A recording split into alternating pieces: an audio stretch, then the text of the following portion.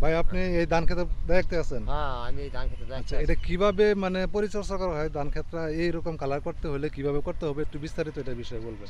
এটা কালার তো ধরুন ধানের কালার এটাই, আমরা ধানের বীজ রাখি, ধান সাদাই, হ্যাঁ গাছ হয় কালা, এরপরে আমরা আলাদা জ্বালা হালাইয়া এটারে পরে মনে করেন যে তাত্তা দিয়ে মিল করে এটারে লাগাই, হ্যাঁ কামলা দিয়ে লাগাই। এটা বাসা পিসা করলে কত যত্ন করলে ভালো একটু অন মনে করেন যে এটা এবার একটু মরে গেছে ধানটা, নাহলে বিষও দিছি দিলেও ধানটা একটু নরম, গাছটা নরম তো হ্যাঁ। এই কারণে আনের একটু নরম হয়ে যায় ধানটা, নাহলে একেবারে চকচকা ধান হয় এটা।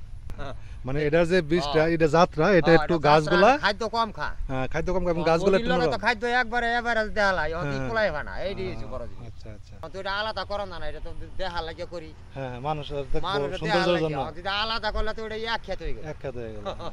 এই আসলে কারণে। এটা মূলত ওনাদের বিষয় হলো ফসলটা বিষয় না, ফসলটা ওনাদের বিষয় দিল এটাকে দেখার জন্য, মানুষের দেখার জন্য সৌন্দর্য করে মানুষের একটু দেখার জন্য, এটা তো যারা করাইতেছে আমার তো ওরাও দেখে না। আরো দেন। হ্যাঁ